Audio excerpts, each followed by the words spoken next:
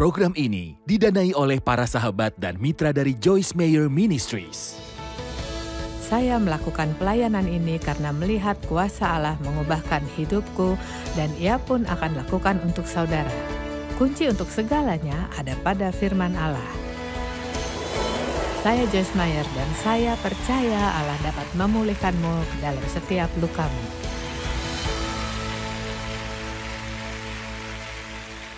Alkitab bicara tentang mengenakan sepatu perdamaian. Ingin melakukan peperangan rohani yang sangat dahsyat, masuklah ke dalam kesejukan Tuhan dan tetaplah dalam damai ketika iblis mencoba mengacaukan banyak hal. Pagi ini sangat gila, akhirnya saya mulai tertawa karenanya. Dan musuh mencoba membuat saya frustrasi, dia mencoba membuat saya gelisah di dalam hati karena saya jauh lebih baik jika saya berada dalam damai. Usahakan untuk tetap damai.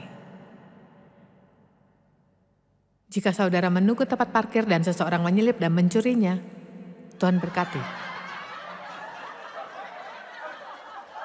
Jangan biarkan mereka merusak harimu hanya karena mereka bertindak konyol.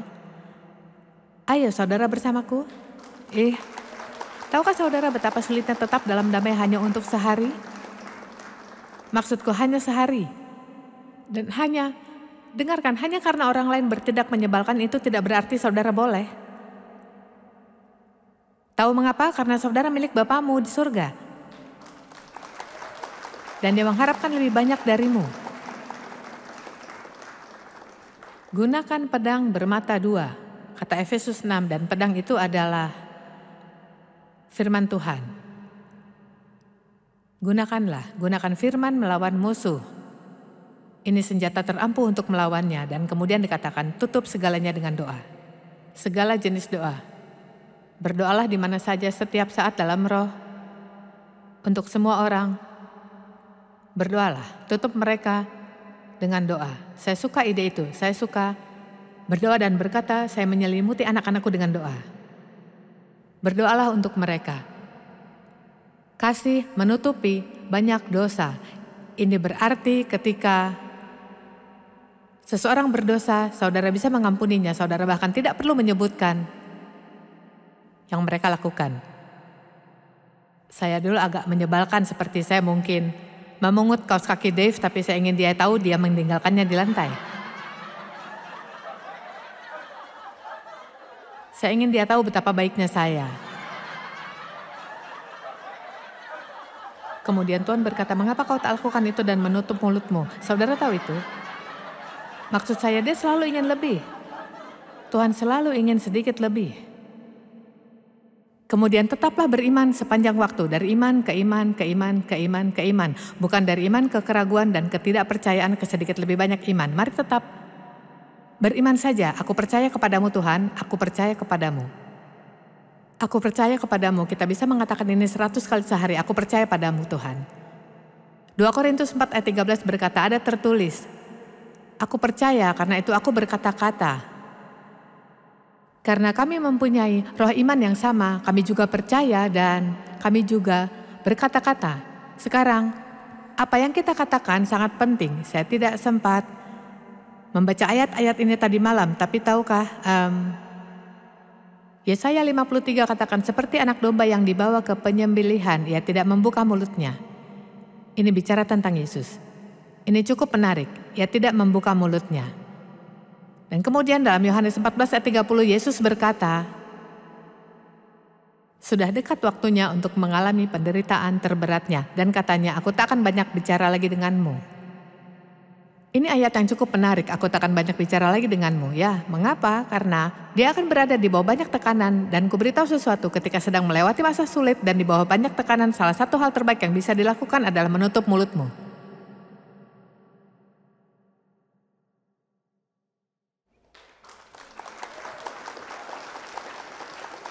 Tahu mengapa? Karena ketika saudara di bawah tekanan, saat itulah saudara lebih mungkin mengatakan hal-hal konyol yang akan membawamu pada masalah. Tapi sekali saudara mengeluarkan perkataan itu, perkataan sangat penting. Ini jauh lebih penting daripada yang kita pikirkan. Saya tidak bermaksud mengatakan itu, tapi sudah kau katakan. Amsal 18 ayat 21, hidup dan mati dikuasai lidah. Dan siapa yang suka mengekangnya akan memakan buahnya, baik untuk hidup maupun kematian. Sekarang kita mendengar pernyataan yang sebenarnya. Tiba-tiba perkataan ini muncul karena berasal dari Alkitab. Lalu kita mendengar, kau akan memakan perkataan itu? Ya, ini berasal dari Alkitab. Kita memakan kata-kata kita sendiri, jadi katakan hal-hal yang saudara inginkan. Jangan terus mengulang apa yang saudara miliki. Nyatakan apa yang saudara inginkan. Amin. Ayo jangan buat saya bekerja terlalu keras.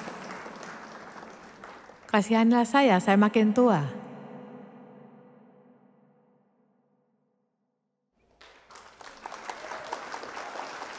Saya bekerja keras untuk itu. Saya pikir jika saya akan tampil di televisi, saudara setidaknya harus punya sesuatu yang cukup baik untuk dilihat, jadi.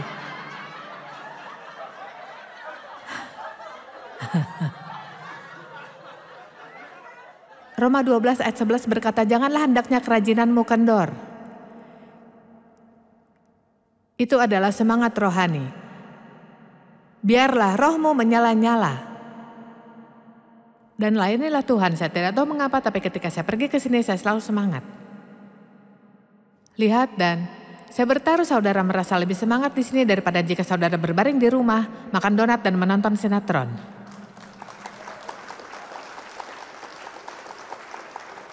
Jadi, tempatkan dirimu di tempat yang akan membantu saudara bangkit. Jangan pergi makan siang dengan seseorang yang hanya akan mengeluh tiap saat dan bergosip tentang orang lain. Bergaulah dengan mereka yang memiliki yang kau inginkan. Amin. Milikilah roh penakluk. Bukan roh malas, pasif, menunda-nunda, atau suam-suam kuku. Jika saudara ingin tahu siapa yang bisa dimanfaatkan oleh iblis, maka dialah seseorang yang pasif. Watchman Nee khususnya banyak menulis tentang bahaya kepasifan. Dan orang pasif adalah seseorang yang duduk-duduk dan menunggu sesuatu yang baik terjadi pada mereka atau mereka menunggu orang lain melakukan yang benar. Mereka tak pakai kehendak mereka sendiri. Dan semakin sedikit saudara pakai kehendakmu, semakin lemahlah jadinya. Tuhan memberimu kehendak bebas dan saudara perlu tegas dan membuat keputusan. Itulah mengapa saya suka duduk di pagi hari dan membuat keputusan tentang bagaimana hidupku hari itu. Saya tak menunggu untuk melihat saya akan bagaimana. Amin. Apakah ini membantu? Silakan cobalah ambil 5 atau 10 menit di pagi hari dan duduklah di sana dan berpikir, hari ini pada tiap orang yang kutemui aku ingin berjalan dalam kasih. Dan jika saudara sudah tahu siapa yang akan ditemui, saya suka memikirkan mereka dan berpikir, Tuhan, adakah yang bisa kulakukan untuk mereka? Dan kadang hanya bentuk pujian, dorongan, senyum, bersikap ramah. Saya tidak selalu merasa ingin bersikap ramah. Kadang-kadang saya merasa tinggalkan saya sendiri. Tapi Tuhan berkata bersikaplah ramah jadi.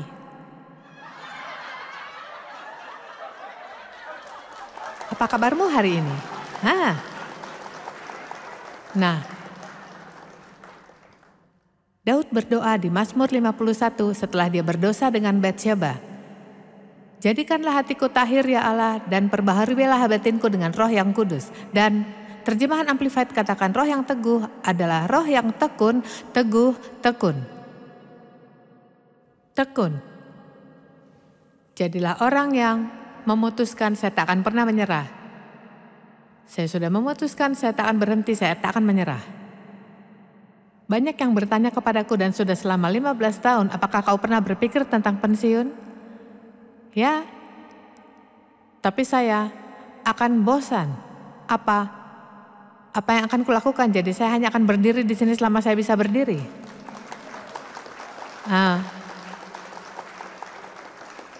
Saya sudah lakukan ini sejak lama. Saya tanya Dev pagi ini, saya ingin tahu berapa banyak konferensi yang sudah kita lakukan. Dan pagi ini kupikir mungkin aku akan pensiun. Saya kadang berpikir demikian ketika lelah, tapi saya tahu saya takkan. Karena saya tidak tahu apa lagi yang akan kulakukan. Ini hidupku, ini yang sudah kulakukan selama 45 tahun. Ini saya. Tapi saya punya roh yang tekun. Bahkan ketika saya mengalami situasi dengan kakiku, maksudku ini menjadi hal yang konyol, maksudku. Lalu saya pulang setelah syaraf di kaki ini cukup pulih sehingga saya bisa menggunakan alat bantu jalan. Saya pulang terjatuh dan mematahkan kaki yang lain. Ya, saudara harus benar-benar pintar untuk melakukan itu. Jadi saya akhirnya kembali ke rumah sakit.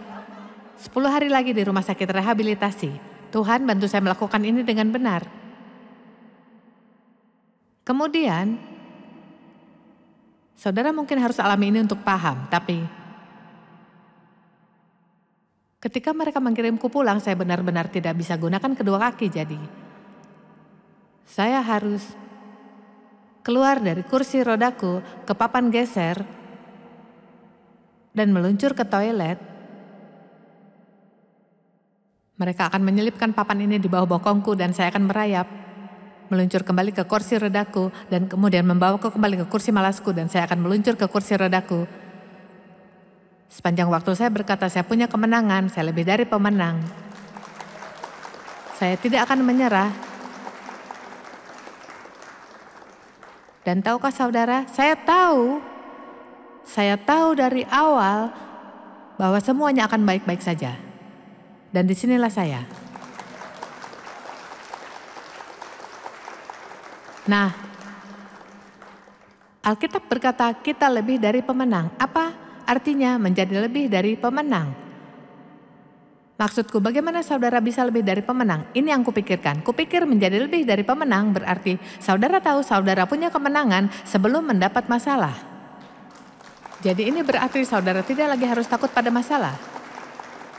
Saudara tidak perlu takut pada masalah karena apapun yang datang kepadamu, saudara sudah punya kemenangan. Ini milikmu yang harus saudara lakukan, hanya memainkan permainan dengan cara Allah. Amin. Lakukan dengan caranya, tetaplah baik. Tetap baik dan taat. Amin. Dan saya tidak secara alami baik, jadi saya harus melakukannya dengan sengaja. Maksudku saya mencintai sesama tapi saya tak punya kepribadian lembut, manis, dan halus. Tapi saya bisa melakukannya. Sekarang, Yohanes 11 ayat 39-44. Yesus punya teman bernama Lazarus yang sakit dan dia tahu dia sakit. Tapi dia menunggu sampai dia sudah mati 4 hari dengan sengaja sebelum dia pergi membantu. Nah, jenis kasih apa itu?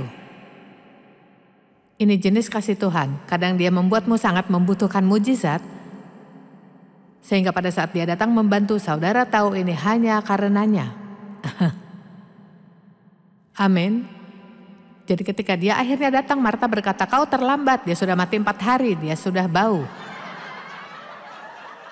Jadi lihat, tidak peduli jenis kekacauan apa yang saudara miliki, Tuhan masih bisa membawa kebangkitan. Amin.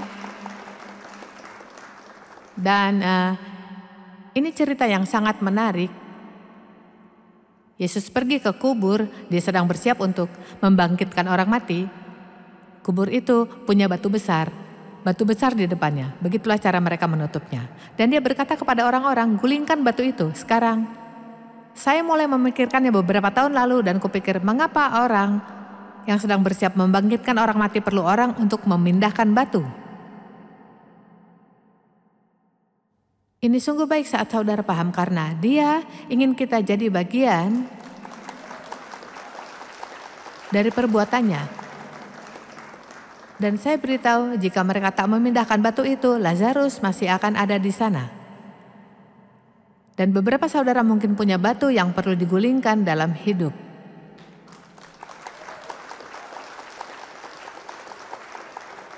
Mungkin batu kejengkelan,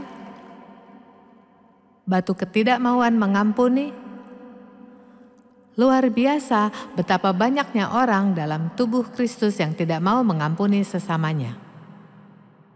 Di konferensi wanita kami di San Antonio, kutanya pertanyaan ini 16.000 orang di sana, 90% mereka berdiri. Tidak heran kita punya masalah di gereja, dan saya bicara tentang ini di setiap konferensi dan tidak peduli seberapa bosannya orang mendengarnya, karena kita tidak kemana-mana sampai mengampuni. Ini aturan nomor 1, jika saudara ingin doa dijawab, harus mengampuni. Entah seberapa tidak adil, saudara mengampuni. Dan saya tidak bicara tentang perasaanmu terhadap mereka, saudara mungkin tidak merasa beda, tapi saya sudah putuskan akan berdoa untuk mereka tiap hari. Saya akan berkati mereka. Dan pahamilah, jika mereka butuh bantuan, saya akan bantu mereka. Ya, saudara belum sepenuhnya yakin tentang hal itu, bukan? Nah, mungkin ada beberapa kesempatan di mana mungkin tidak bijaksana untuk melakukannya, tapi tahukah saudara kita bahkan bisa bantu orang secara diam-diam? Ini masih bekerja dalam roh bahkan jika mereka tidak tahu dari saudara.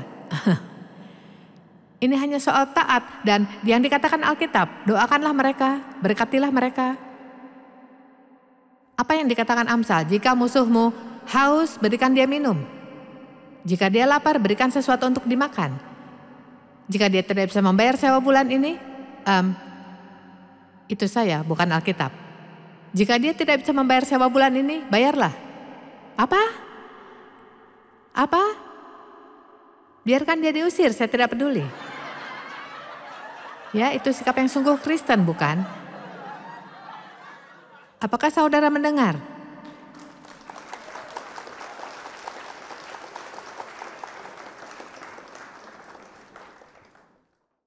Hal-hal sederhana seperti ini saya beritahu adalah beberapa hal paling penting yang saya tahu, yang saya pelajari selama bertahun-tahun. Kuberitahu sesuatu, saya mempelajari ini dengan cara sulit, saya sedang mengunduhnya kepadamu. Ini seperti saudara pergi dan membeli program baru, ini seperti mendapatkan aplikasi gratis.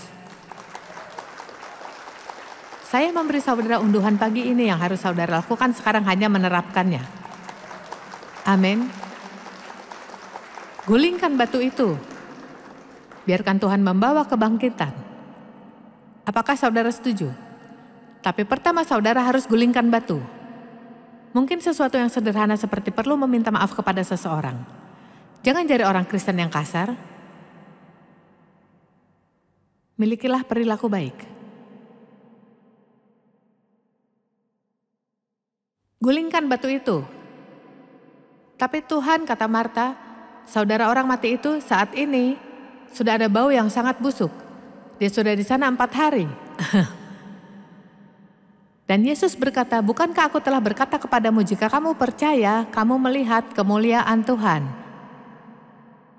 Saya memikirkan, saya ingin menulis buku tentang iman dan saya berpikir untuk menamainya percaya saja, jika saja kita memahaminya.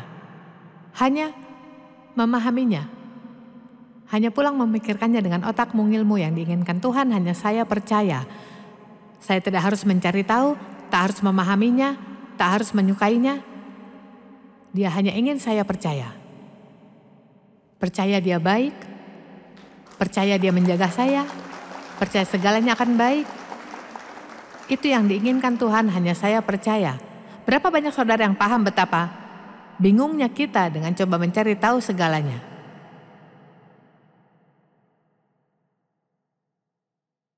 Berhenti memakai nalar. Saudara bisa memikirkan sesuatu sampai mulai membuatmu bingung dan saat itu saudara sudah melangkah terlalu jauh. Ketika saudara mulai bingung kemudian mengatakan baiklah aku akan lupakan. Jika engkau ingin menjelaskan pada Tuhan baiklah. Jika tidak baiklah.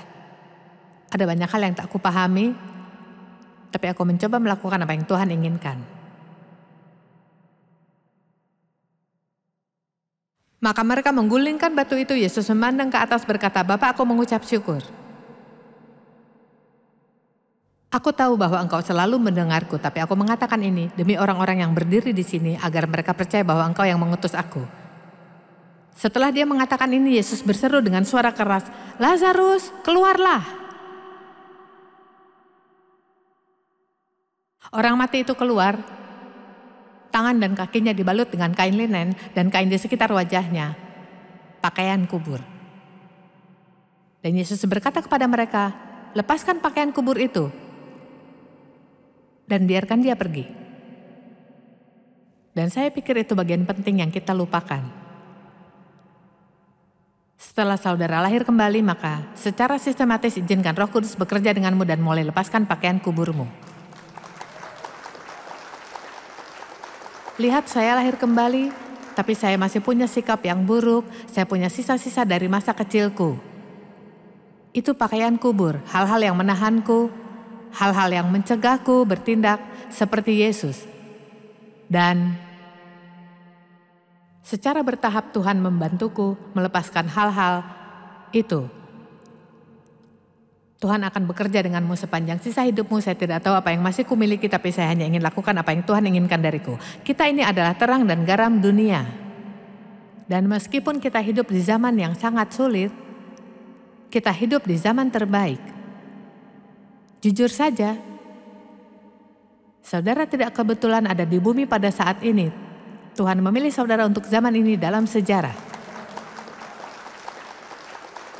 Saudara tidak terdengar senang. Dia pasti yakin saudara punya yang dibutuhkan. Dan saya mencoba menunjukkannya.